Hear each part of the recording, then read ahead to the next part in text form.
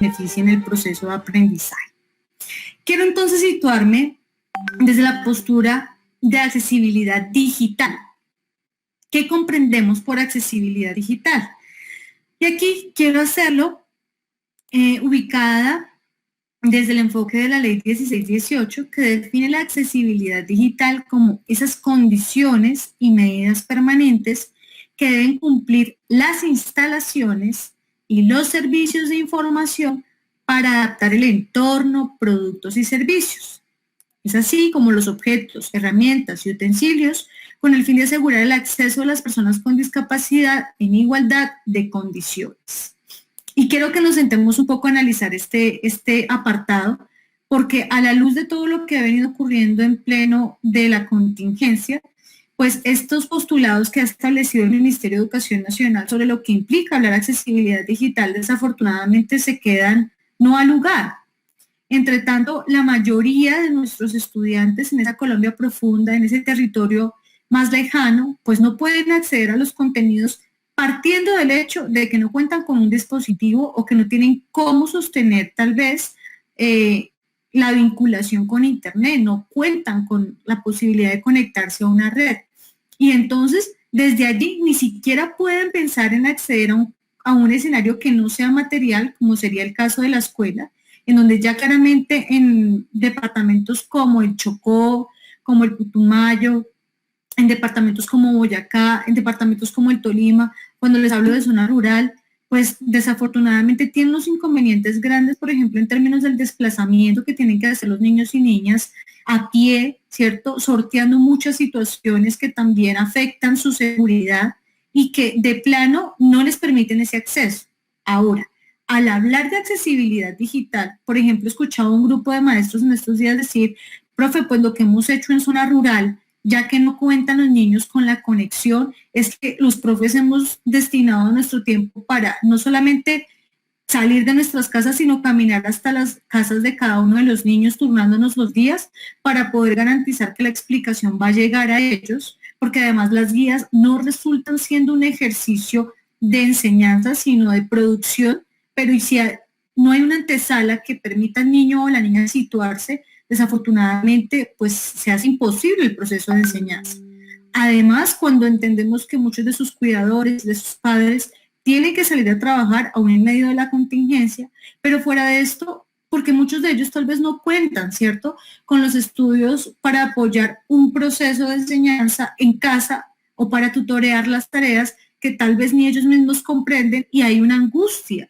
Todo esto pues hace que el proceso de enseñanza y el proceso de aprendizaje claramente se vea permeado en estos momentos. Entonces, cuando hablamos de accesibilidad digital, ¿cómo nos van a decir las instituciones educativas en donde desafortunadamente en ocasiones no tenemos ni siquiera pupitres para trabajar con todos nuestros niños y niñas en un mismo salón, que tiene que ver con que existan unas instalaciones ideales o un entorno adecuado con unas herramientas adecuadas cuando realmente esto no se cumple?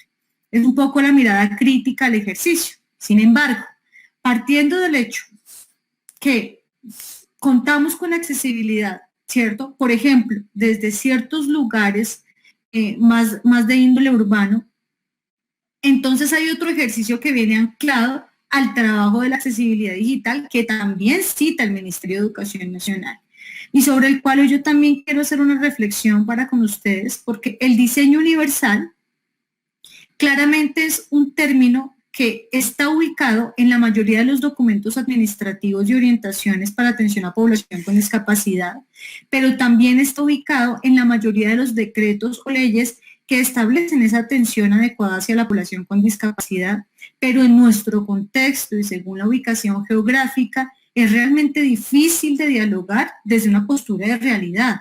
Es decir, ¿cómo vamos a hablar de diseño universal anclado además a un concepto de tecnología accesible, ¿cierto?, de accesibilidad digital, cuando no tenemos ni siquiera luz en la institución educativa o cuando en muchas ocasiones ni siquiera tenemos institución educativa, que es lo que pasa en muchos de los departamentos, en donde, por ejemplo, si ustedes van a varios municipios en el departamento del Chocó, la playa es la escuela y sobre las 5 de la tarde que sube la marea, pues no tenemos más escuela, ¿cierto? No tenemos más un lugar físico y entonces el concepto de escuela, ¿a dónde se traslada?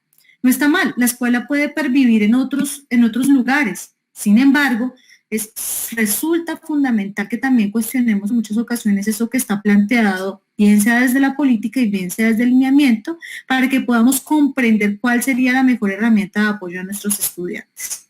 En ese orden, claramente traigo el tema no de diseño universal para o del aprendizaje. En este curso no quisiera ponerle ese apellido a este diseño universal porque esto implica además un proceso evaluativo, sino que voy a situarme desde el diseño universal, el cual fue acuñado, un término acuñado por Ronald Mays a finales de los años 80 y se refiere al diseño de productos, entornos y comunicación que se pueden utilizar en la mayor medida para todas las personas con una adaptación, ¿cierto? Pequeña en ciertos casos, independientemente de que estemos hablando de estudiantes de ciertas edades o según la capacidad que tenga una persona. Ahora bien, el Ministerio de Educación Nacional cita nuevamente y asume desde esta postura que el diseño universal como una propuesta que busca la adecuación de condiciones ambientales, pero no solo ambientales, sino que en el 2017 el Ministerio de Educación Nacional dice de estrategias pedagógicas y del desarrollo del material para que la mayoría de las poblaciones que están ubicadas en el contexto educativo puedan acceder a la información. Y aquí nuevamente surgen varios interrogantes, y es, claro, yo entonces como maestro acuño la postura del diseño universal y quiero hacerlo en el aula.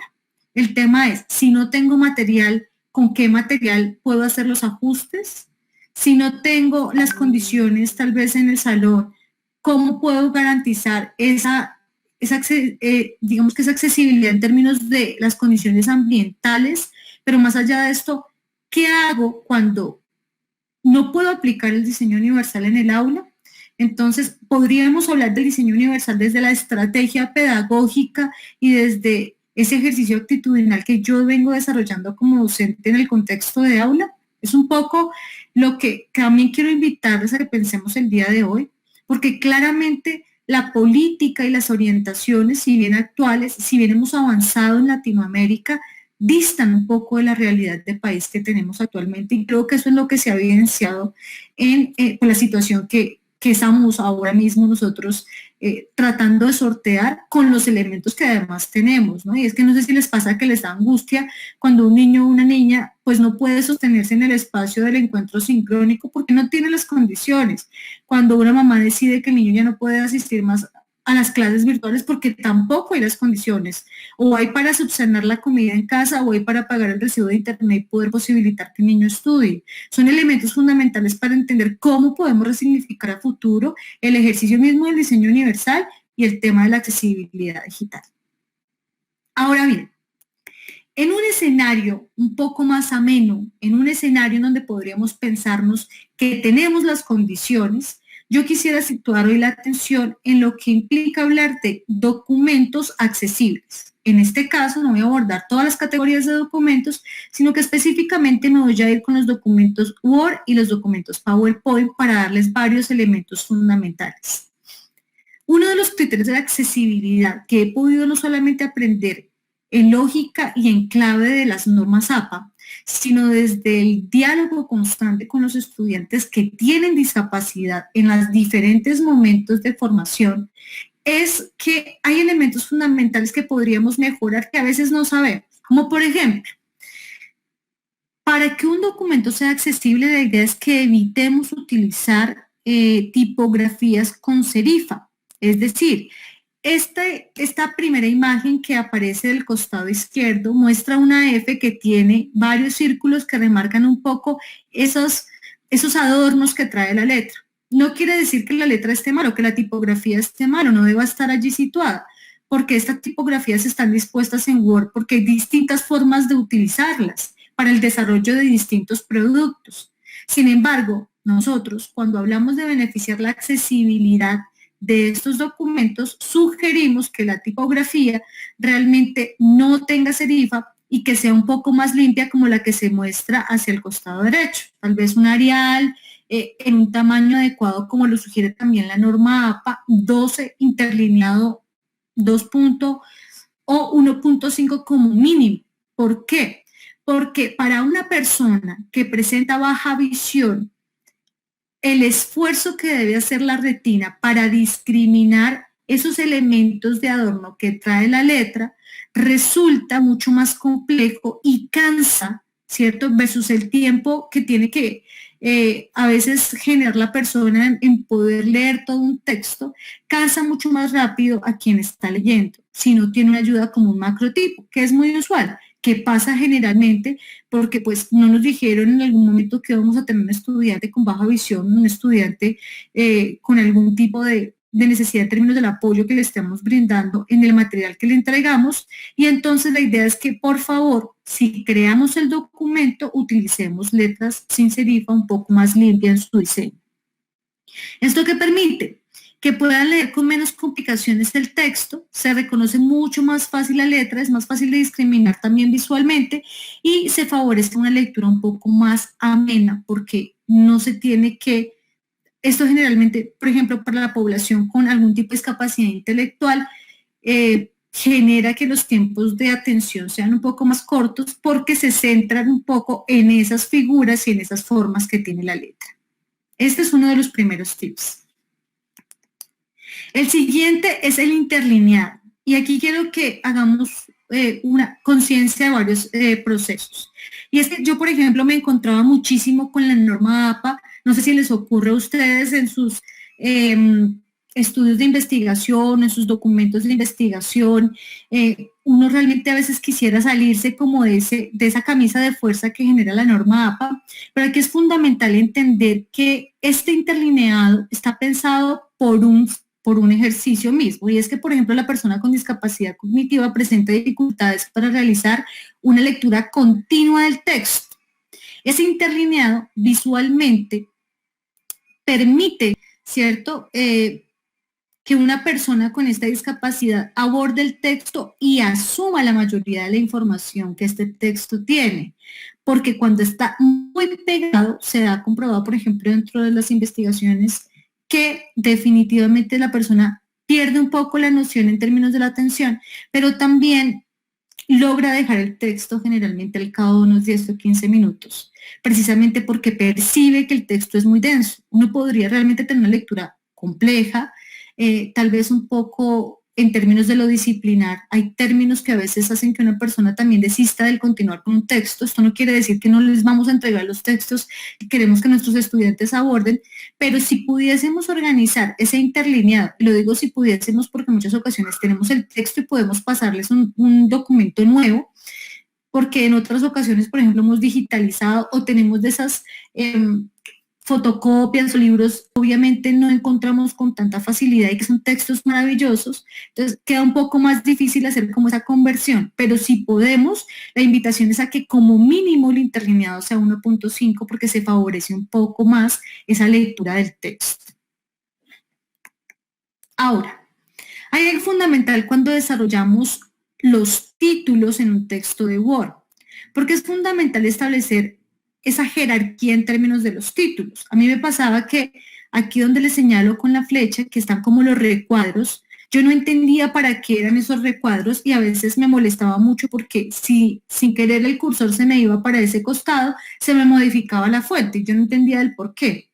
Luego, dentro del ejercicio viene a entender también por qué la norma APA pide, por ejemplo, la categorización de los títulos y subtítulos y un poco porque pide esa elaboración de la tabla, pues, o el índice, ¿no? La tabla de contenidos o el índice. Entre tanto, por ejemplo, para las personas con baja visión, para las personas ciegas, el JAWS lee la tabla y permite hipervincular las páginas específicas de un contenido. ¿Por qué es fundamental esto? Porque ocurre que si usted a una persona ciega le entrega un documento, 1, que no tenga jerarquizado los títulos, 2, que no esté paginado, y 3, que tal vez no tenga la separación o el salto de página desde la configuración del salto de página, sino elaborado de manera manual, que a veces usted coge y le da espacio, espacio, espacio para bajar hacia otra página, lo que ocurre es que el JAWS lee este tipo de cosas desde otro lugar y se pierde la interpretación del texto. Es decir, si no jerarquizamos los títulos, el estudiante no sabrá cuándo está pasando de un contenido a otro o porque ese contenido tal vez tiene algún protagonismo dentro del mismo documento. Generalmente, lo que le toca a un estudiante con baja visión o discapacidad visual es que le toca leerse todo el texto y entonces la inversión de la comprensión del texto pues resulta siendo mucho más difícil y pues las condiciones no son favorables para el tema mismo de la evaluación. Aquí quiero un poco leer lo que se favorece. Entonces se favorece uno la identificación de los títulos de un documento, subtítulos, que además también nos ayudan a organizar la información. Permite estructurar el contenido del documento y esa lectura estructurada es un poco más coherente en términos de la titulación. A las personas con discapacidad visual, cuando se trata de un título y no del contenido general, pues el Jobs les advierte que está sobre un título. Entonces es fundamental que hagamos este proceso para darle un poco más de ilación al documento y al favorecer a esta población, pues también organizamos a otras poblaciones. Ahora bien, en muchas ocasiones cuando tenemos documentos Word, incluimos dibujos o, por ejemplo, gráficas o imágenes, ¿cierto? Fotografías.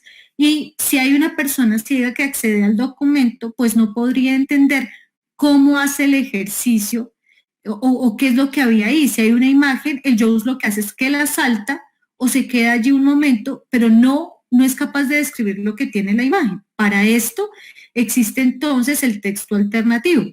Este texto alternativo describe la información que se desea transmitir sobre la imagen, que potencializa además la comprensión que tiene el estudiante sobre el texto que se encuentra leyendo. La descripción de imágenes, gráficos o esquemas permite el acceso a la información contenida para las personas con discapacidad sensorial por medio de los lectores que se utilizan. Y es un apoyo para cuando una persona presenta dificultades visuales como baja visión también, permitiendo que la información que no se alcanza a percibir desde lo auditivo, pues queda un poco más clara. Yo como les envío este material, aquí les doy la instrucción específica de en qué momento o en qué lugar encuentran y cómo habilitan ese texto alternativo. Ese queda sin mostrarse, ¿cierto? Y lo que permite es que el JAWS lo pueda leer porque el texto está ahí oculto, pero se habilitó desde la configuración que usted realizó en principio del documento. Ahora, un poco para ir, digamos que situando los elementos más importantes. Tabla de contenido fundamental dentro de los documentos accesibles, porque uno, permite visualizar la información general que se encuentra dentro del documento, establece, por ejemplo, el hipervínculo, ¿sí? Que le permite a una persona con baja visión o ciega navegar con mucho más autonomía. La numeración de la página también es fundamental para que este hipervínculo se haga válido, o si no, pues es imposible que ese hipervínculo que está ubicado en la tabla de contenido lleve a la persona específicamente al contenido que necesita abordar. Y también resulta importante cuando hablamos del JAWS, que favorece a su vez a todos y todas, las viñetas, porque también ubican en lógica de esa estructura casi que pragmática de lo que está presentándose en el documento, ciertos elementos importantes que se desean pues recalcar. La numeración de páginas y la utilización de viñetas permite visualizar y leer estructuradamente el documento. Ahora bien, el salto de sección. Esto que tiene que ver un poco con el JAWS y que tiene que ver también con el ejercicio mismo de lo visual. Es lo que encontramos al final de la página. No sé si les ha ocurrido que ustedes están acabando tal vez en una página de Word, están acabando un texto, un párrafo, y entonces lo que ustedes hacen es que dan enter, enter, enter, enter para pasar a la siguiente y tal vez poner un título o continuar con el párrafo. ¿Qué ocurre? Esto generalmente lo lee el JAWS como espacio, espacio, espacio, espacio, espacio. Y entonces los procesos atencionales de una persona que está tratando de leer a partir de esa comprensión auditiva que está haciendo del texto, pues se interviene cuando el JAWS empieza espacio, espacio, espacio, espacio, y a veces los espacios van de 14 en adelante. El salto de página 1 ayuda a organizar y a que usted quede ubicado en el momento en que debe iniciar según la margen que usted haya configurado, pero además facilita el que este espacio, espacio, espacio no aparezca. El JAWS entonces lo que hace es pasar directamente el texto y genera una lectura mucho más amena del documento. Aquí quiero cerrar, por ejemplo, con los documentos Word, contándoles un aprendizaje que también tuve a partir de la descripción de la norma APA. Y es que en algún momento, yo no sé si les ocurre a ustedes, yo, por ejemplo, desde mi formación, tuve muy marcada desde la configuración de mis documentos la norma ICONTEC y no la norma APA. Luego me vine a encontrar con ella ya en mi vida universitaria. Entonces, para mí la norma ICONTEC también era un tema de referente en términos de lo estético. Y para mí justificar un documento que fuera de un lado al otro totalmente la línea de diligenciada, pues era fundamental desde mi esquema estético en lógica de la entrega de un documento. ¿Qué ocurre? Que cuando me encuentro con la norma APA, en muchas ocasiones evito alinear a la izquierda un documento, sino que lo dejo justificado como lo haría la norma ICONTEC. Pero ¿y por qué lo hago? ¿O por qué lo hacía más bien? Porque desde que comprendí el ejercicio, pues trato de hacer un proceso consciente en la elaboración de los documentos que además le entrego a mis estudiantes. Y es que cuando se alinea a la izquierda, pues yo sentía que como que no terminaba de completar el renglón y yo sentía que el texto se veía supremamente desorganizado y yo sentía que estaba entregando un texto tal vez más mal elaborado. Sin embargo, cuando me encuentro con la razón específica de la norma APA, entiendo que ese alineado a la izquierda, que no completa precisamente el renglón, sino que va como en ese recorrido de gusano haciendo la lectura del ojo, ¿cierto? Porque resulta que entonces al no completar el renglón, lo que entiendo es que no se cansa visualmente, por ejemplo, una persona que tiene baja visión, no se cansa tanto porque alcanza a descansar mucho más cuando uno de los renglones va más allá y otro de los renglones tiene menos recorrido en términos del renglón en el documento. Y esto a su vez para las personas con discapacidad intelectual permite la asimilación casi que de un 70% del contenido del documento. Y pensaba yo entonces, si esa es la razón de esta norma, para la población regular, abro comillas, y es para el cotidiano de los estudiantes que aún así y no presenten discapacidad, tienen unas comprensiones o elaboraciones de lectura a veces tan complejas, pues se duplica esa oportunidad de comprender la información que yo he entregado. Y es mucho más descansada la lectura y es mucho más amena, uno, porque ya tenemos el interlineado configurado, pero además porque el ojo descansa en lógica de los movimientos que tiene que hacer cuando tiene que hacer el seguimiento del renglón durante el proceso de lectura. Entonces esto es fundamental también entenderlo para comprender que tiene un sentido, ¿cierto? El desarrollo de la norma APA y que no solamente es como yo lo veía antes, como una camisa de fuerza, sino que tiene una lógica en términos de la presentación de los contenidos. Ahora bien, hay muchos elementos que podríamos entonces trasladar para los documentos que tienen que ver con la presentación PowerPoint. Y es que, por favor, tratemos, uno, de entender que la presentación PowerPoint es un material de exposición. Por ejemplo, en este material que les estoy entregando, si bien hay mucha información, he tratado de que los textos vayan aminorados para que ustedes se queden con lo elemental. Sin embargo, si ustedes hacen el análisis, la idea es que ojalá una presentación PowerPoint no tuviese tanto texto. ¿Para qué? Porque resulta siendo un material de exposición. La idea es que sea un apoyo para el discurso. En este orden de ideas, lo más recomendado es, uno, que también aquí no utilicemos estas fuentes con serifas, sino las fuentes un poco más limpias, pero que además estas fuentes no estén configuradas tal vez, y por eso hago la referencia que el Arial 60, ¿cierto? Y lo dejo en el recuadro rojo, es que ojalá estas fuentes pues no vayan en calibrito 12, porque no tiene sentido que una persona intente visualizar un material de exposición con una letra de un tamaño tan pequeño. La idea es que entonces ajustemos el tamaño para que sea accesible. Otro de los elementos fundamentales cuando hablamos de presentación PowerPoint es el tema de los contrastes. Y aquí el llamado es a que no desarrollemos presentación que en el marco de lo estético transgreden la accesibilidad. Yo sé que a veces queremos ponerles muchos colores, que sea muy ameno, que si fuera eso es para los niños o niñas, pues que tengan tal vez los dibujos que ellos quieren o que pues les gustan. En fin, la idea es que logremos situarlo como en una balanza y que veamos los contrastes que son accesibles. Entonces yo les he diseñado una tablita, los contrastes accesibles son ese fondo blanco con la tipografía de color negro o el fondo azul con la tipografía de color blanco o el fondo negro con la tipografía de color blanco. A veces es difícil porque cuando desarrollamos piezas audiovisuales, pues queremos que también estas sean bonitas, pero Ojo que es importante también entender que esas plantillas de las presentaciones PowerPoint que están en degradé son muy difíciles de discriminar por una persona que tiene baja visión. Entonces, pueda que la información esté, que sea bien importante, pero si la forma en como usted la presenta hace que la pueda acceder, nos da exactamente lo mismo, sobre todo cuando hablamos, por ejemplo, de transitar esa información por estos canales. Los contrastes no accesibles, entonces doy un poco los ejemplos, ¿no? El amarillo de fondo con el rojo como fuente, o el verde con el amarillo, o el rosado con el blanco. En muchas ocasiones se pierde y para una persona, en este caso con baja visión, es más difícil de discriminar.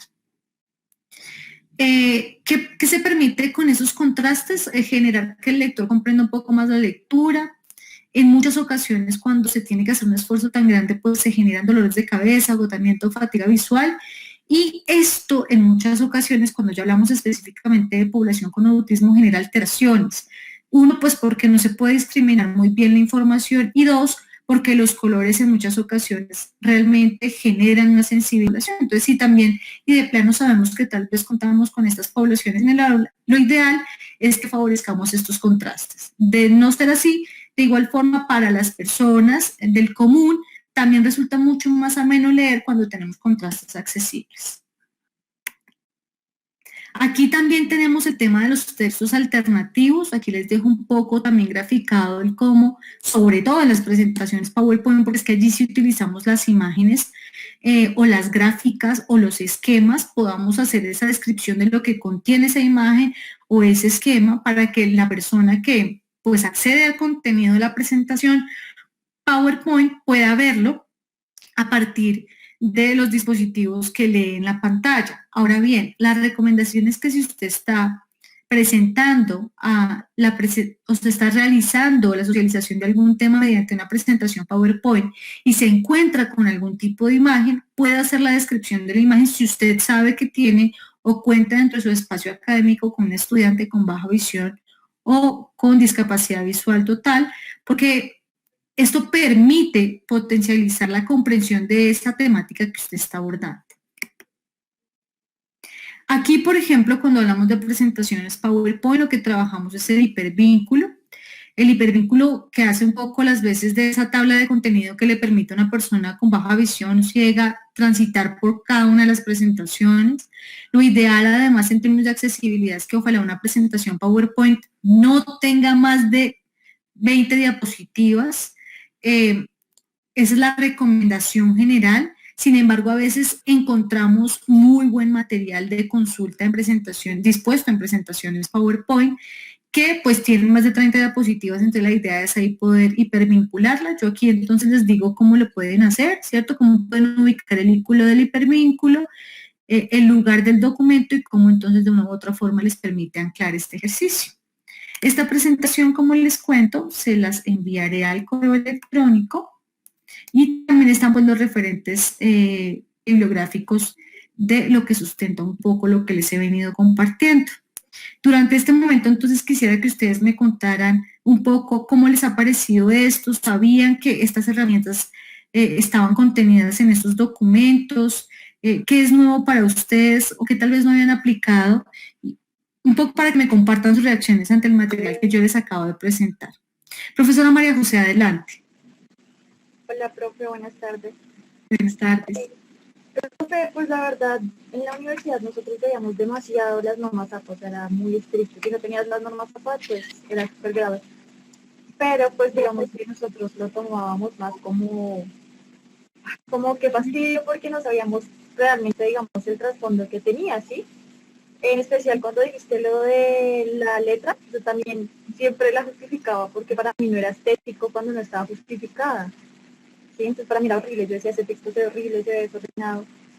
Y es muy interesante, bueno, además que nos diste, digamos, como otras ideas de cómo manejarlo, también es muy interesante ver cómo el trasfondo que eso tiene. Y de pronto como, pues ahora uno le resulta como con más amor sabiendo las cosas, porque antes, digamos, yo siempre, igual, así la norma fue así, yo siempre he justificado. Por ejemplo, era como ley para mí, para que no se viera feo.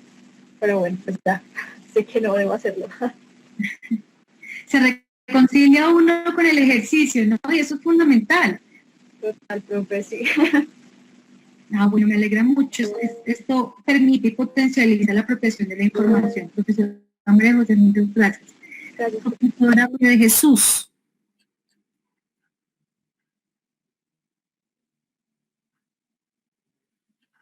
Adelante, profesora María de Jesús. ¿No te escuchamos? ¿O no te escucho en el audio? Sí, ya lo habilité. Resulta que, buenas tardes para todos, que casualmente llevo muchos años manejando normas APA, pero nunca las había mirado con los lentes que hoy aprendí a mirarlas. Y casualmente estoy trabajando con mis estudiantes de grados 10º y 11. Hoy asigné la temática y tuve una exposición, la seccionamos para poder aprender pues, mejor a aplicar las normas APA, pero esto me va a ayudar muchísimo porque es llevar a mis niños también a este contexto, a mirar las normas APA con otros lentes como lo estoy haciendo yo el día de hoy. Muchísimas gracias, profe. Aprendí hoy hartísimo.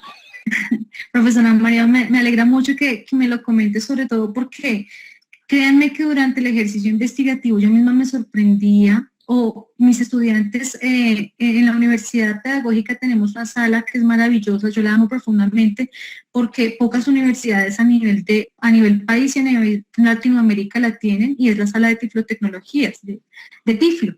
Y entonces cuando yo voy allí, por ejemplo, a mí yo trabajo mucho recobrando la memoria fílmica, es decir, trabajo mucho con películas, con cinearte, poco cine comercial, y entonces cuando he tenido el reto de hacer que mis estudiantes ciegos en algún espacio académico vean una película, yo decía, ¿qué hago? O sea, yo no puedo enviarles a ver la película si hay una escena, por ejemplo, que se da mucho en términos del cinearte, que tal vez ni siquiera tiene audio, pero que la escena nos describe o nos reveló toda la trama de la película, ¿no? Y entonces yo decía, ¿cómo hago para que el estudiante acceda a eso que yo quiero? Entonces vivía muy cuestionada, triste, porque entonces también en medio de esa tristeza, y les digo, es una tristeza en términos de cómo hago, esa angustia.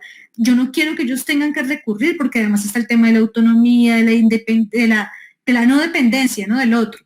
Entonces yo lo que a veces hacía era que literal sacaba 2 horas, me sentaba a ver con el estudiante la película y empezaba a hacerle la audiodescripción. Pero también pensaba, esto no le va a pasar todo el tiempo en todos los escenarios, y cuando haga la maestría, y cuando haga el doctorado, y cuando quiera, no sé, acceder a otro escenario, cuando quiera irse con la novia o con el novio a otro escenario a ver una película, entonces, bueno. Y allá me di cuenta que tienen bancos de descripción de películas, y yo decía, qué maravilla es esto, y entonces yo me he hecho el ejercicio de sentarme con mis ojos cerrados a tratar de ver la película, aún ya teniendo el referente visual en mi cabeza. Y decía, qué fuerte que yo pretenda evaluar a un estudiante en las mismas condiciones que el resto de mis estudiantes, cuando comprendo que no es la misma lectura que hace del contenido, y no ve lo que yo quiero ver, y lo hablo en general, ¿no? O sea, no ve la comprensión conceptual tal vez que yo quiero que haga, la elaboración que haga. Entonces, claro, eso me ha encontrado mucho, entonces yo me siento con ellos. Y en algún momento hice un documento, un estudiante me dijo, profe, no lo pude leer, y yo le dije, bueno, pero ¿por qué no lo pudiste leer? En principio es, bueno, pero ¿por qué no lo pudiste leer? ¿Por qué no me avisaste? Y me dijo, profe, ¿podemos hacer el ejercicio? Y yo le dije, claro que sí. Me sentó, casi que me organizó un tintico al lado y me dijo, mire, profe, así se lee el documento que usted me envió. Y el Jones no paraba de decir espacio, espacio, espacio, espacio, espacio, espacio, educación inclusiva, espacio, espacio. Yo decía, no, pero ¿quién va a entender esto? O sea, ¿cómo lo voy a evaluar? No le di tiempo, no le pregunté, no lo hice accesible. ¿Cómo lo voy a evaluar? Entonces le dije, bueno, ¿y qué tengo que hacer? Y fue cuando entonces empecé a escucharlos y empecé a escucharlas, y decía, ¿es en serio? ¿Esto se puede hacer? ¡Qué maravilla! ¡Qué lindo! Y empecé a entender también que esa parte de la otredad y de la mismidad y de la alteridad de la cual estamos hablando no implica que seamos especialistas. Yo he aprendido desde la educación inclusiva a escuchar al otro desde el otro y no desde lo que yo creo. Si yo hubiese creído que tenía todo el tiempo y que lo que no quiso fue hacer el trabajo, le hubiese dicho, no, mire, yo me voy a sentar a revisar contigo el documento que te envié. Pero dije, si me quiere mostrar algo, tendrá un punto. Por lo menos tendrá que argumentarlo bien para que yo le pueda decir, listo, no le pongo 0 en el trabajo. Cuando me dio todo el argumento, me invitó a aprender y me enseñó. Y entonces es un poco lo que hoy quiero contarles. Cuando hablamos de TICS en educación inclusiva, claramente no tienen que ser especialistas. La invitación desde este espacio es escuchemos un poco más lo que el otro tiene para decirnos. A veces el macrotipo, mis estudiantes me han enseñado, por ejemplo, yo les decía, no, yo les entregué el texto ya impreso, pues porque es un texto, yo tengo varios textos que tengo libros maravillosísimos, así viejitos, de las hojas amarillitas, que yo digo, esto es lo más lindo para mí, y les digo a mis estudiantes, por favor, me los cuidan, y yo se los presto, y bueno, hemos aprendido también a cuidar los textos, pero son textos que vienen en letra calibrí número 9, por allá, con interlineado nada de nada, o sea, los textos más inaccesibles del mundo. Entonces yo decía, ¿y ahora qué hago? Y llegamos a la clase, yo les había llegado el texto y me decían, profe, tranquila. Pues nosotros sacamos los celulares y entonces la cámara usted le hace zoom y es una lupa. Y yo, ¿es en serio? O sea, yo pensaba, no les traje la lupa, no les voy a poder evaluar. Claro, yo como no mire eso. Y entonces me congestionaba y yo estaba, ay, profe, tranquila, mire, coja el celular. Entonces me enseñaron, ponga la cámara, póngala encima del texto, hágale zoom y ahí se queda el macrotipo. Ah, carajo, yo no sabía, ¿cierto? Y entonces ha sido interesantísimo poder escuchar a mis estudiantes y aprender con ellos esto que todavía nos está convocando a aprender, ¿no? Que creo que nos han enseñado hasta el momento. Profesora Wendy, yo me tomé la palabra, pero yo tengo claro que usted alzó la mano, por favor. Ah, bueno, la profe Wendy nos está hablando por aquí, por el chat, me dice, me parece muy interesante todo lo que nos compartes, saber que con esta información que parece mínima, podemos facilitar el acceso a la información, no solo para los estudiantes, para toda la comunidad educativa y compartir estas herramientas con otros. La profesora Paola Marrugo nos dice, profesora, ¿cuál es la mejor o correcta forma de decir, por ejemplo, a alguien que no pueda caminar? Está en silla de ruedas, discapacitado, discapacidad, disminuida motora, inválido. He escuchado que hay formas de decir porque puede resultar ofensivo, discriminatorio y en fin. Me pasó una vez en un seminario de inclusión, dije discapacidad motora disminuida y para que fue solo faltó que me llamaran a la policía. Profesora Paola, esa pregunta está muy chévere porque a veces desde el lenguaje también nos limitamos. Por ejemplo, a mí que me ocurría al principio, y entonces los estudiantes se jugaban de la risa, y entonces al principio yo me chocaba, pero luego aprendí a reírme con ellos y a decir como tan boba, yo porque no soy capaz pues de estar tranquila, pues yo me puedo equivocar y aprender con ellos. Y es que, por ejemplo, si tenía estudiantes ciegos conmigo, decía como ustedes pueden ver, y yo, y me asustaba enseguida. Bueno, como ustedes pueden percibir, como ustedes pueden escuchar, y entonces todos, guau, ay, profe, relájese, yo no veo con los ojos, pero veo desde otro lugar, así que sí, yo veo, tranquila. Y yo, pues sí, ¿no?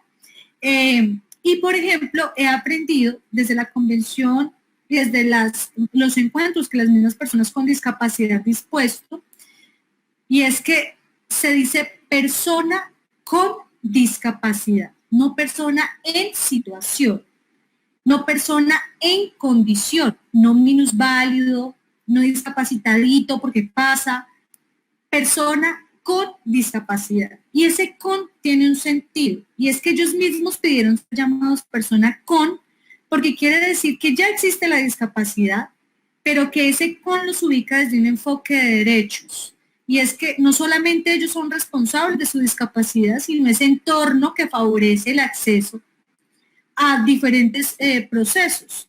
Pero cuando hablamos persona en situación, desde la postura biomédica, esa situación puede llegar a cambiar con algún apoyo, con algún ajuste, con alguna prótesis. En algún momento estaba dictando una conferencia en la UPTC y afortunadamente tenía muchos profesionales de distintas áreas y estábamos hablando sobre educación inclusiva, por ejemplo, en educación superior. Y una profe que trabaja en el diseño de todas las prótesis que pueden ubicarse en una persona que tal vez presenta una discapacidad motora, porque ese es el término según el lineamiento de discapacidad motora, pero que tiene alguna prótesis, y ella me decía, sí, profe, en situación es mientras no accede a la prótesis. Con discapacidad es cuando no podría acceder tampoco a un apoyo de estos y ya vive con la discapacidad. Pero una persona deja de estar en situación cuando logra hacer de alguna parte de su cuerpo una extensión a partir de una prótesis. Entonces es fundamental que sepamos, profe Paola, que también tienes que perder el miedo. Hay gente que desafortunadamente en lógica de hacerse garante de derechos también resulta siendo muy violenta. Por ejemplo, no se dice sordomudo, se dice persona sorda, ¿cierto? ¿Por qué no se les dice sordomudos? Es una realidad que la mayoría de ellos generalmente no emiten sonidos, pero no emiten los sonidos, no los reproducen porque no los han escuchado, no porque sean mudos. Generalmente todo su aparato fonador, fonoarticulatorio está bien, pero no reproducen el sonido porque no lo han escuchado. Por eso no son sordomudos, sino personas sordas, ni sordomudito, ¿cierto? Tampoco es invidente, porque es que ese invidente fue un término acuñado hace mucho tiempo y ese in le quita como o sea, está ubicado en una postura un poco más peyorativa, se dice persona ciega o con baja visión. En otros casos se habla de discapacidad visual. Y esto desde el lenguaje ayuda a reivindicar a la persona. No es persona con retardo mental, se los comento porque en muchas de las entidades territoriales con las que he podido trabajar, ustedes ven los pliegos definitivos de condiciones o las minutas de trabajo y dice población con retardo mental. No, no desde lo educativo, porque si ustedes van donde el médico y el médico tal vez diagnostica, usted no puede decir, no, profesor, usted no puede decir retardo mental, porque la profesora Paola me dijo, no, porque desde la postura médica, retardo mental se mantiene desde el DSM-I, creo que ya va en versión 6, no es del DSM-I 4, que es el manual que rige todo el tema de los diagnósticos a nivel médico. Pero desde la postura educativa nosotros hablamos de discapacidad intelectual, hay otras posturas que hablan como discapacidad cognitiva. Esto es fundamental en lógica del lenguaje para que las personas también se sientan tranquilas, ¿cierto?, de acceder. Sin embargo, yo les cuento que se van a encontrar también con muchas situaciones a lo largo del trabajo desde la inclusión. Es que hay muchas personas que tal vez les van a decir, usted por qué me habla así, usted por qué no me trata igual que el resto, usted por qué me califica mal, usted no sabe que yo tengo discapacidad. Y también la invitación es que le enseñemos a nuestros estudiantes que si nosotros ajustamos el material, claramente podemos exigirles, ¿cierto? Que es un poco lo que yo he aprendido. Otro de los elementos que puedo legarles es que con mis estudiantes trato de preguntarles a ellos cómo podríamos ajustar alguna estrategia. Por ejemplo, con mis estudiantes ciegos me ha pasado que en algún momento les dije, bueno, van a hacer un mapa conceptual y de la orientación para todo un grupo. Y cuando ya di toda la orientación me angustié y dije, no, pero yo debí haberles preguntado a ellos o a ellos debía haberles puesto otro trabajo. Y entonces en ese momento tenía más de 2 estudiantes ciegos en mi espacio de clase y fui y les dije, qué pena con ustedes, el mapa conceptual, ¿cómo podemos cambiarlo? Les pongo a hacer un ensayo más bien y me dijeron, no, profe, nosotros hacemos el mapa conceptual, nos lo recibe en Excel y yo, ¿por qué en Excel? Entonces me decían, profe, porque el JAWS lee las celdas y las filas, las columnas y las filas, y entonces ahí podemos hacer el mapa conceptual. Se lo podemos presentar en Excel, pero por supuesto, la idea es que hagan el mapa, así no sea en cualquier otro de estos programas que desarrollan mapas conceptuales o así no sea el mapa estéticamente más elaborado, pero que sí pueden ellos hacerlo y claramente desarrollen lo que yo quería que desarrollaran de la lectura.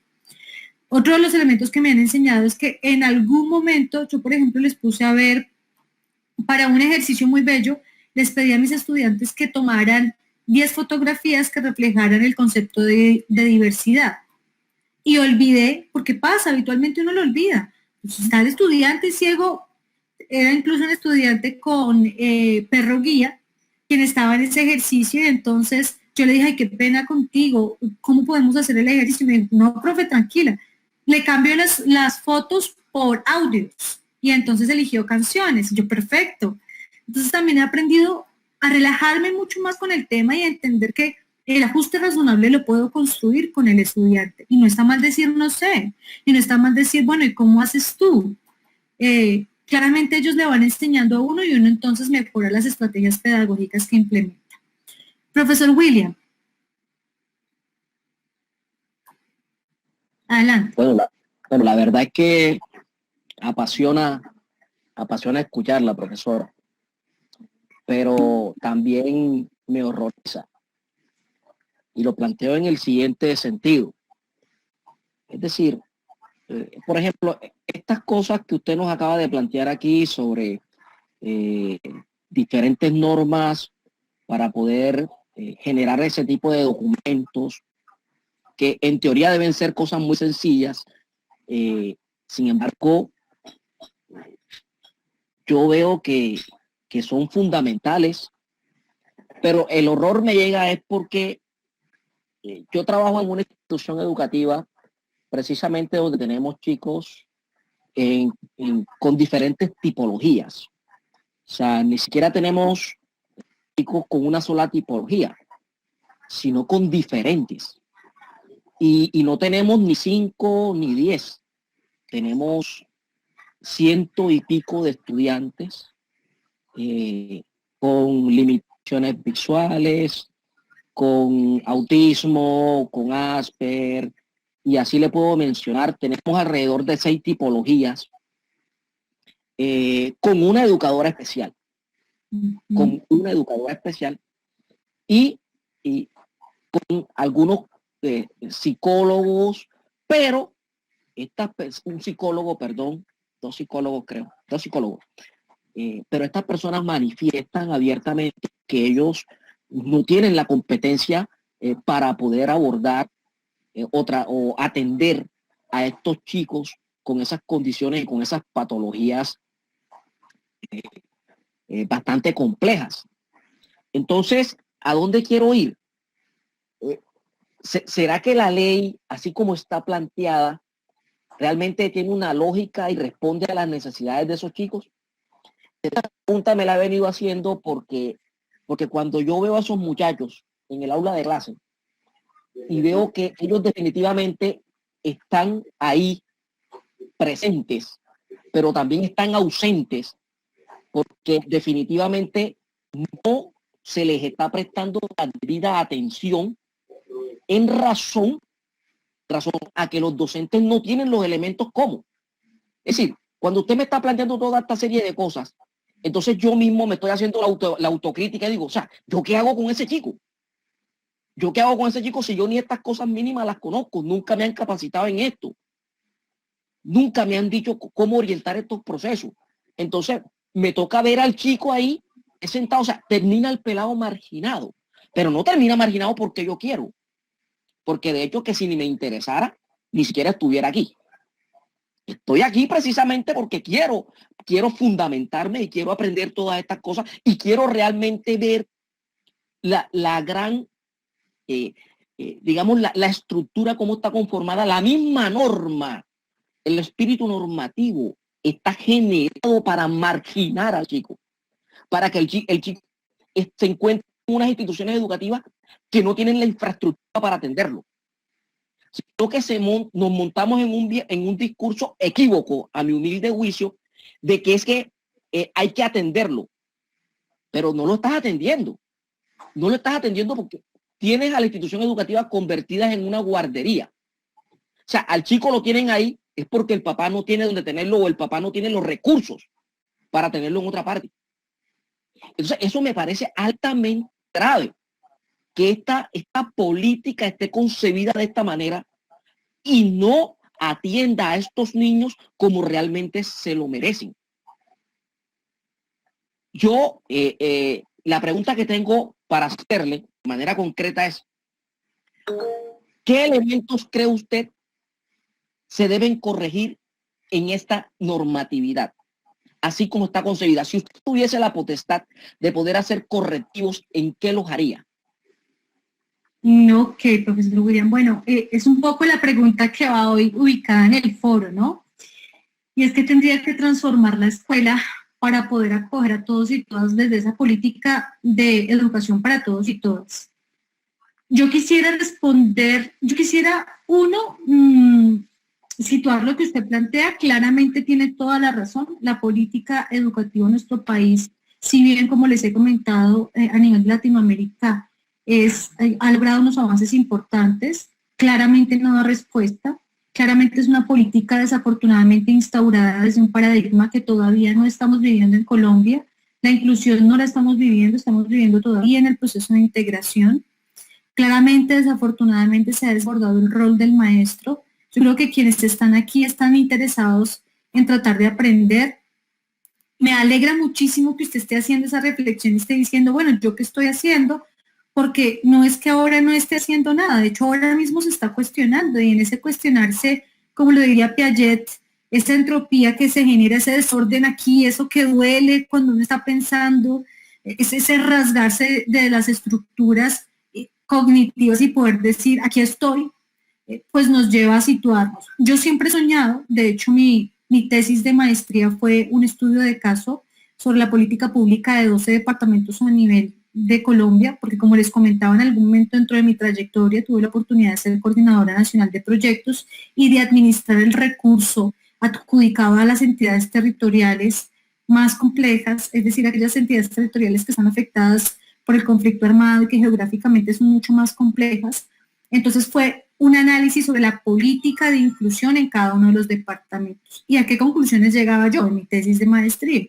Y es que yo sueño, aún todavía, en ese ejercicio sí participo mucho porque cuando quiero generar un cambio, pues estudio y soy partícipe de esos escenarios de cambio, ¿no? Esas construcciones de orden político y demás.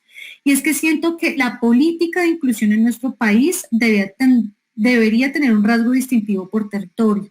Es decir, no es lo mismo hablar de la política de inclusión en el Chocó cuando recuerdo haber tenido que pagar una panga para poder ir hacia un Cuchillo Blanco, que era una de las instituciones más alejadas, cuando partía yo desde Quibdó, bajarme y pagar una bestia, que era un burro, ¿cierto?, a pelo, para poder seguir, bajarme de la bestia y tener que, dentro de la dotación, teníamos botas pantaneras, teníamos chalecos gigantes para que precisamente los grupos que tal vez estaban en la zona supieran que íbamos a hacer un trabajo social con la población, pero bajarme y aún sabiendo que iba yo a llegar al colegio a tratar de dictar la conferencia, echar machete para poder ver dónde iba caminando. Y cuando llegué a la institución, saber que no había institución porque la marea se había subido y tener que hacer el taller de lengua de señas con los padres de familia en una chalupa. Ellos en una chalupa y yo en el otro lado. Claramente, como siempre les he dicho en estos espacios educativos, la política no da respuesta. Claramente participo de ella cuando hago un proceso de investigación y digo se debe transformar, cada territorio debe ser distinto. Por ejemplo, para mí no ha lugar hablar en el Chocó de diseño universal, para mí no ha lugar hablar en el Chocó de accesibilidad digital, para mí no ha lugar hablar en el Chocó de accesibilidad ni siquiera en términos de lo arquitectónico y de la movilidad de los niños hacia la escuela, porque es que no hay la posibilidad, es que ni siquiera tenemos escuelas en varios de los lugares allí. Y les estoy poniendo de plano un territorio, yo estuve en 12 departamentos. O cuando tienes que ir a Puerto Leguízamo, cuando tienes que ir a la hormiga Putumayo, o cuando tienes que encontrarte también con el comandante que te dice, ¿tú qué haces acá? O cuando tienes que guardarte a las 5 de la tarde en Nariño, porque aunque quieres hacer el taller de formación con padres, también vives una Colombia permeada por la violencia. Eso es otra cosa. Entonces yo dentro de los análisis para la formulación de esa política pública decía, cada territorio debería tener una política de inclusión que claramente nutra una política mucho más amplia. Y es que si ustedes se dan cuenta, entidades como Save the Children, que trabaja en Israel y que trabaja en Colombia, porque somos países afectados por un conflicto, por una guerra, pues tienen otras condiciones. Para mí, uno de los países que podría dar cátedra en términos de inclusión y de experiencias educativas inclusivas reales sería nuestro país. Y cada uno de los departamentos es totalmente distinto. Miren, en el departamento del Tolima tuve una experiencia maravillosa en términos de flexibilidad curricular, cuando varios de los niños se levantan a las 3 de la mañana para recoger la siembra con sus padres y llegaban a las 7 de la mañana y se nos dormían todo, un salón dormido entero, porque el niño no daba más, porque desde las 3 de la mañana estaba trabajando. Flexibilización curricular que propusimos, poner hamacas en el colegio y que los niños durmieran de las 7 a las 9 de la mañana y a las 10 levantarlos para darles clase. Esa es la Colombia que vivimos, esa es la Colombia inclusiva. Yo estudié en Cartagena y estudié en una de las instituciones educativas más desafortunadamente pobres en Cartagena, el Ana María Vélez de Trujillo. Soy egresada de una de las instituciones educativas ubicada en uno de los barrios más difíciles en Cartagena. Viví todo el tema del pandillismo que se vive, que es propio del territorio. Viví el hecho de que estuviéramos apiñados todos debajo de un ventilador porque no aguantábamos a las 11 de la mañana el calor. Y cuando pude llegar a trabajar con el departamento, sabía, Torices, viví en Torices, claro que sí. Y y sabía que era entender lo que era no tener, lo que era no contar con la infraestructura. Cuando llovía y se inundaban las calles, desafortunadamente no podía ir a la escuela. Yo entiendo de lo que estás hablando, maestro William, y entiendo que nuestra política desafortunadamente es triste, pero creo que por eso la vida me encaminó en esto que amo profundamente, y es que la educación inclusiva también pasa por pensarnos esa revolución de las pequeñas cosas que logramos hacer todos los días. Yo creo claramente que nuestro país no está preparado para ese ejercicio, pero todos los días trato que mi ejercicio profesional sea un ejercicio transformador, un ejercicio transgresor. Mucha gente me dijo, usted es egresado de una de las instituciones más deprivadas en términos de lo económico, ¿cómo va a querer estudiar en una universidad pública? ¿Cómo va a pretender siquiera formarse en educación superior? Y dije, no, esa es mi decisión. Y mi decisión de acceso va conmigo y pues lo podemos hacer, ¿cierto? Entonces, claramente, creo que nuestro país necesita una política de inclusión distinta en cada departamento.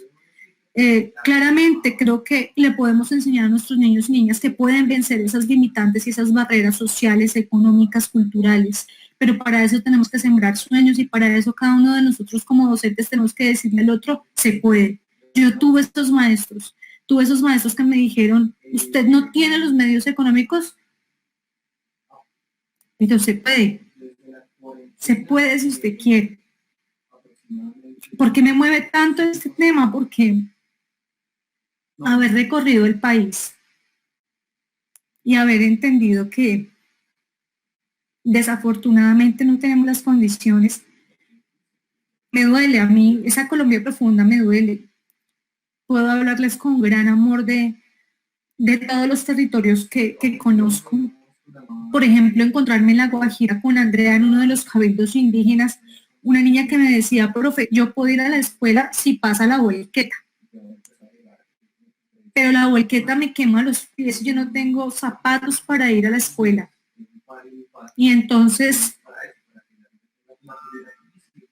dolerme el hecho de que exista una niña que puede hablar inglés, que habla guayú, que fuera de eso habla el castellano, pero que no puede ir a la escuela porque el sol es tan terrible en La Guajira, y lo digo porque es una tierra maravillosa, pero es una tierra olvidada desafortunadamente geográficamente por nuestro gobierno, y que no pudiera acceder, me dolía. Los diferentes relatos de los niños en Nariño, en Samaniego, en Policarpa, en uno de los municipios que más están afectados por el conflicto armado en nuestro país, en donde la presencia de minas antipersonas son realmente grande, y donde ustedes llegaban a ese municipio y encontraban que el niño o la niña no tenía sus piernas o tal vez alguna extremidad faltaba, y entender que no habían nacido con una discapacidad, pero que el contexto había sido vulnerador, a encontrarse con relatos de niños que te decían, profe, algún día voy a volver a ver mi mano.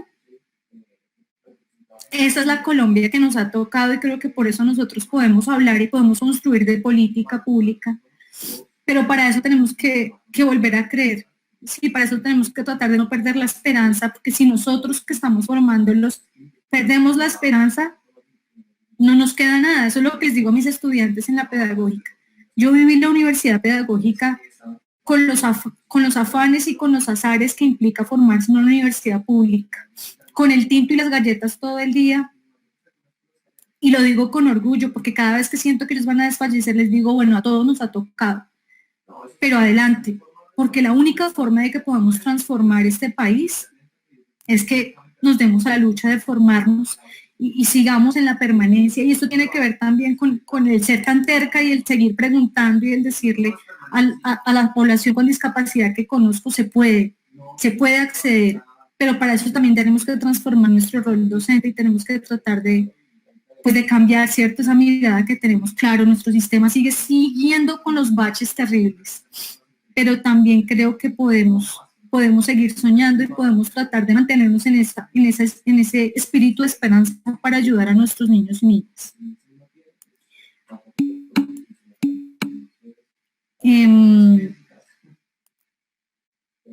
¿Alguien había alzado la mano también?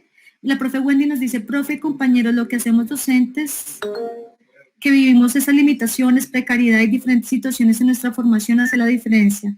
Pensar en los otros es hacer la diferencia, creando conciencia y definitivamente no darnos por vencidos. También soy de la pedagógica y vengo de territorio rural, soy del sur de Bolívar.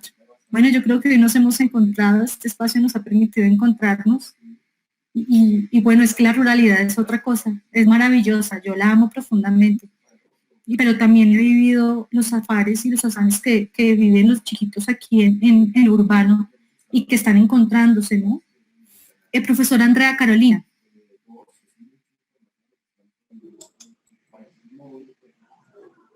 Buenas tardes. Yo, bueno, sí quería comentar algo, pero ya lo dijeron, tanto tú como el profe William, y es que no podemos ser ajenos a la realidad y no hay que ir tan lejos tampoco para conocer las situaciones de muchos de los niños que nos acogen a nosotros como sus docentes o que viven a nuestro alrededor, ¿sí? Que son muy tristes. Sin embargo, pienso que el decreto también no ha sido tan claro para muchos docentes, no lo hemos sabido comprender de la mejor manera, ¿sí? Y eso también ha impedido que hagamos esa transformación. El decreto 1421 manifiesta la garantía del acceso, de la permanencia y de la calidad, pero desde el mismo acceso se están haciendo mal las cosas, no se está teniendo una orientación para poder lograr ese acceso, ¿sí? Casi que rogados se están matriculando estos chicos. Para ingresar a las instituciones educativas ha sido con acompañamiento de trabajadores sociales o con psicólogos, casi pidiendo el favor de que les den un cupo a estos chicos, porque enseguida manifiestan que no hay cupo, pero no es que no haya, sino que se les cierra ya se crea una barrera para la atención de ellos, pero precisamente por lo que dice el profe William, no se sienten capacitados, es lo que manifiestan los docentes, no nos sentimos capacitados para atender este tipo de población y tenemos 50 pelados en el salón y me van a venir a meter a uno con el que yo no sé trabajar. Entonces lo sienten como una carga más, no como una oportunidad o un reto profesional. Y es desde allí donde tenemos que empezar a ver lo que es el proceso de inclusión. Los que amamos la profesión docente, lo sentimos como tú lo estás sintiendo en este momento, sentimos ese dolor. A mí me parte el alma tener que ir a rogar un cupo y hacer ese acompañamiento es fuerte porque uno tiene que manejar también la sensibilidad que manejan los papás llorándole a uno por un cupo y el otro lado que es ir a manejar tu profesión, tus pensamientos, cambiando el chip a un rector, a unos directivos, a unos administrativos y después encontrar la barrera docente, ¿ya? Y tratar de cambiarles el chip a esos docentes también ha sido complejo. Entonces, imagínate, las barreras se encuentran desde el acceso. Entonces, como tú decías, como dice la profe Wendy, como dice el profe William, se necesita pensar en el otro, ¿verdad? Ponerse en los zapatos del otro y ahí es donde empieza uno a marcar la diferencia. Si uno marca uno, empieza a marcar la diferencia, el resto se va uniendo, ¿sí? Así como se dice que una manzana puede podrir a todo un grupo de manzanas, también soy creyente de que una manzana que esté buena puede salvar muchas otras que estén junto a él. Entonces, esa era mi opinión. Como les digo, ya la habían hablado, ya la habían nombrado, no quería repetir, pero igual me parece interesante y me uno a ese sentimiento de dolor ante esta política que no hemos podido, o que sé que lo lograremos, pero falta muchísimo para poder lograr.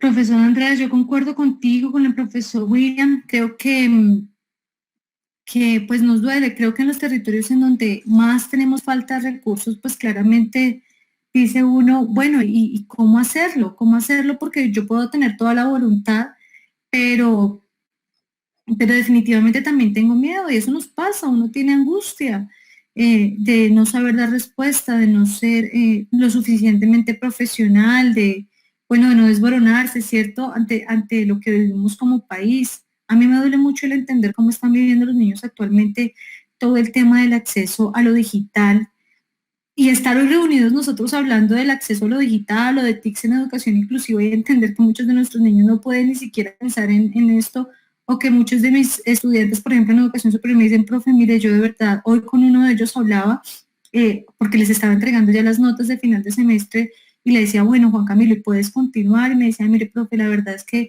para poder entrar a sus clases yo me vengo donde un tío, luego voy donde un vecino, luego voy donde otra persona, yo no tengo internet, yo vengo de otra ciudad, y luego pasaba otro de los ejercicios y una de las estudiantes me decía, mire, profe, yo me quedé atorada en medio de la contingencia en otro departamento y me tocó venirme en un camión de gallinas para poder llegar y participar de las clases, porque aquí en Bogotá es donde tengo un familiar que sí hay internet. Y entonces decía yo, si esto pasa en educación superior, imagínense lo que pasa en básica, o me imagino yo los chiquitos tratando de entender lo que la profe está diciendo, ¿sí? Y eso realmente duele, porque a veces me siento como, claro, estamos hablando de esto y es fundamental que lo hablemos porque nos enseña, porque lo sabemos, porque lo vamos aprendiendo, pero me duele esa lógica de lo que pasa con los niños y con lo que pasa detrás de la pantalla, ¿no? Ustedes mismos, ustedes mismas, hoy están acá tal vez sorteando muchas situaciones y dice uno, bueno, ¿y qué pasa con quien está cansado porque se ha triplicado el trabajo, porque tiene que ser mamá, porque tiene que ser esposo, porque tiene que ser compañero, porque tiene que salir a trabajar también en otras cosas, porque tiene que tener 2 trabajos para poder solventar los gastos de la casa? Bueno, todo eso nos habla de la política, del acceso, de la inclusión, porque es que cuando hablamos desde la inclusión en una categoría más amplia y no solamente desde la discapacidad, es cómo estamos quedando también sesgados a partir de las políticas que, bueno, en general tenemos. Entonces, la invitación es un poco que hagamos ese análisis comprensivo de todo este proceso y que pues esta sesión o este espacio les haya realmente aportado en esa lógica. El profesor William se nos salió de la sesión y yo quería un poco hablar con él pues, de esa política. Creo que su aporte fue fundamental para que pudiéramos tocar este tema. Claramente nos hace pensar en ese territorio que a veces no conocemos. ¿Alguien más tiene un aporte en estos momentos?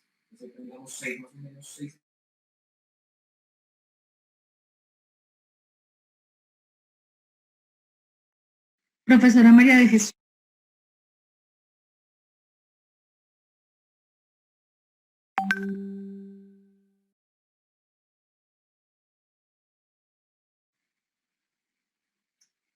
Profe, no te escuchamos por ahora.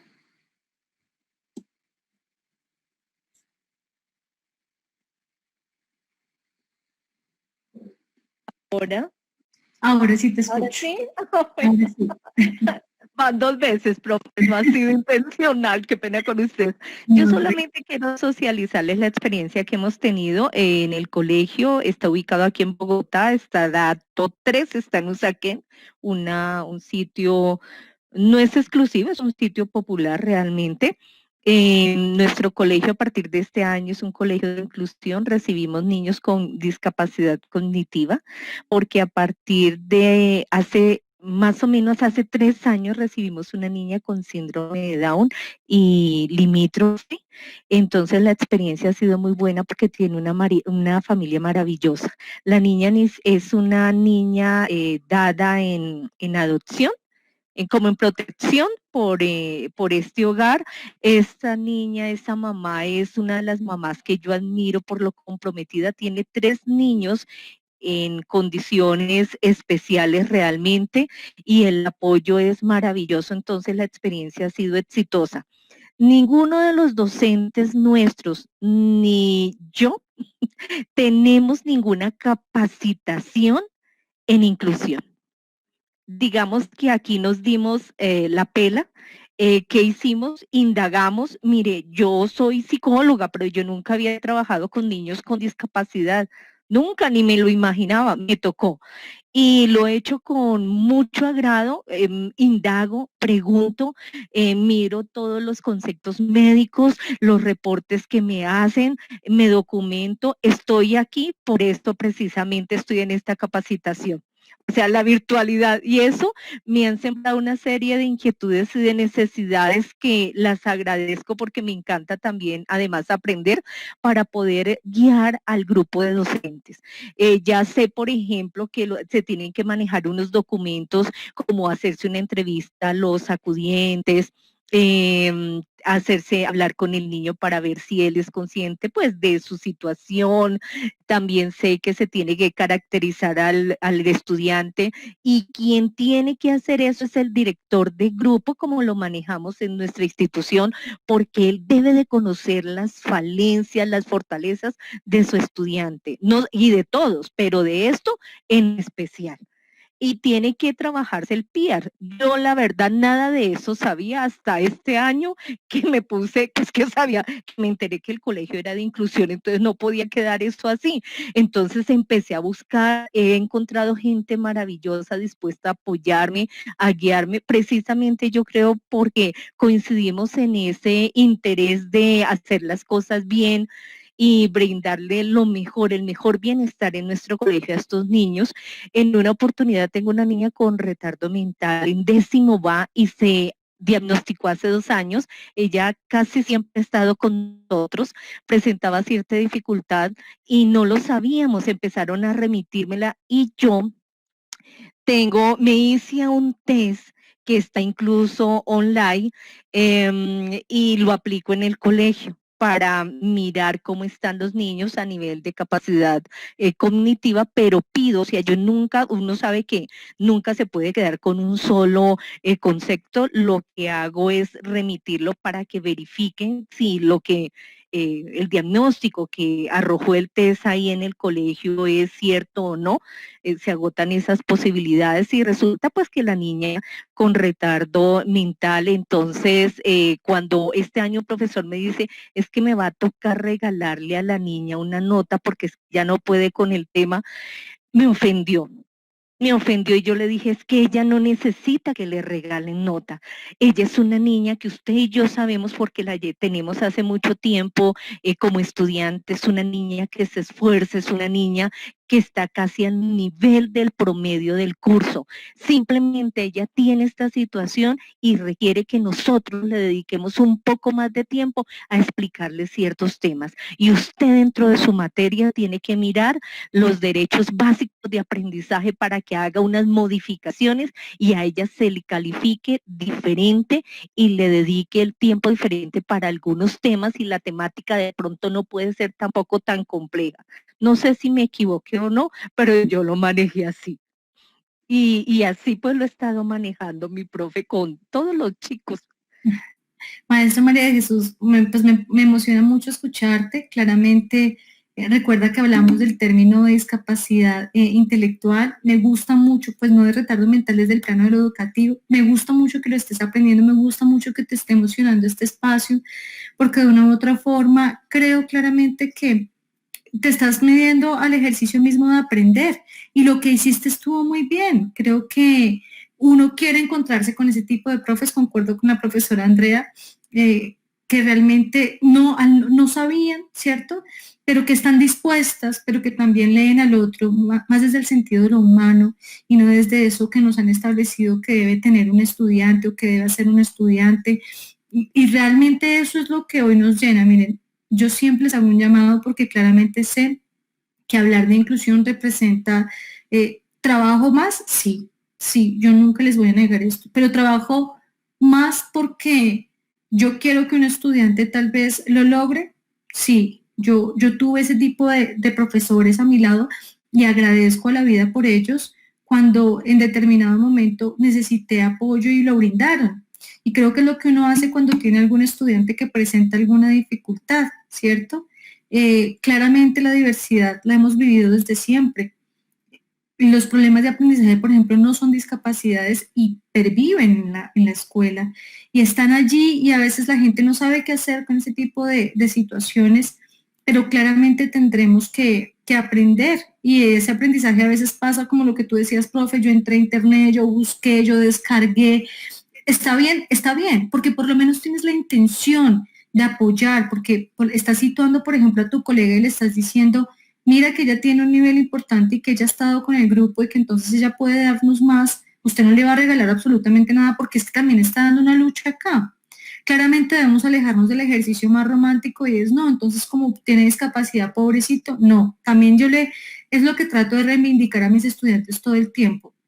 En cualquiera de los escenarios, yo he estado en aula en aula de integración, en donde solamente tengo población con discapacidad, y así tengan 5 o 10 o 21 años, siempre les digo, ustedes no son los niños a los que yo vengo a limpiarle los moquitos como todo el mundo cree. No, señor.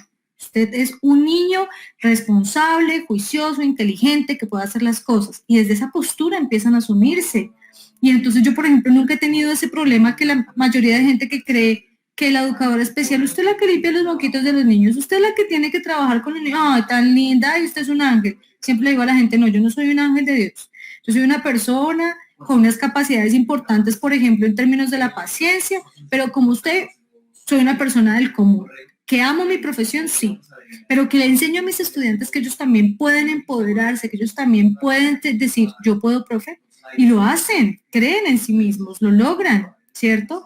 Independientemente de la discapacidad, he tenido población sordociega, he tenido población con movilidad o discapacidad física asociados a otras discapacidades, y en lengua de señas, o charladito al oído, o deletreado en la mano, o como tengo que mirarlos y verlos a los ojos, usted puede.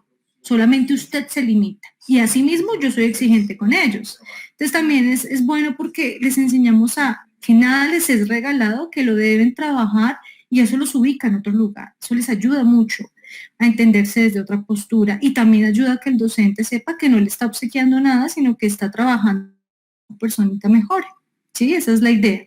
Que desde la postura de derecho podamos ayudar a nuestros estudiantes, pero también sepamos exigirles, ¿cierto? Y podamos trabajar con ellos. Bueno, a mí me alegra mucho siempre este encuentro. Creo que hablamos de muchas cosas importantes.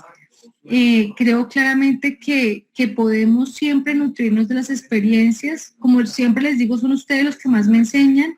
Cuando me hacen los interrogantes, cuando se preguntan por otros elementos, claramente aprende uno en todo el ejercicio. Así que yo en estos momentos, como lo hemos acordado para nuestro espacio, los dejo con el foro que van a encontrar. Ya les comparto la pantalla.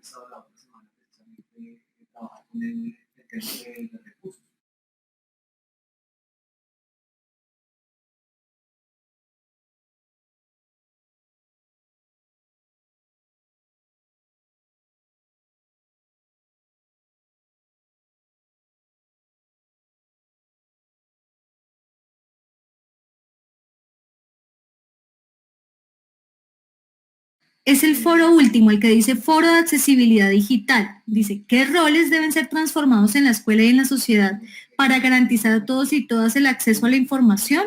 Es un poco lo que le contaba el profesor William cuando me preguntaba, que qué pesar que se nos desconectó, pero que está situado en el foro. Y es, ¿qué tenemos que cambiar? ¿Qué tiene que cambiar la escuela, pero también la sociedad en esa formulación de políticas inclusivas, en esa asunción de roles que tenemos? ¿Qué tenemos que cambiar para hacer que la mayoría, por ejemplo, de nuestros estudiantes puedan acceder a la información? La idea es que podamos participar de este foro y pues allí pueda escucharles un poco yo las voces alrededor de lo que hoy hemos venido dialogando. Entonces, para que por favor no olviden participar de este, si no han participado en el anterior, que es Escuela para Todos y Todas, para que participen también en ese, porque recuerden que el certificado se da con la participación en los 3 encuentros y en los 3 foros. Bueno, a todas y todos muchas gracias. Como les cuento, siempre es un placer encontrarme con ustedes, aprender de ustedes, y espero que este encuentro haya sido realmente de su agrado y de su provecho.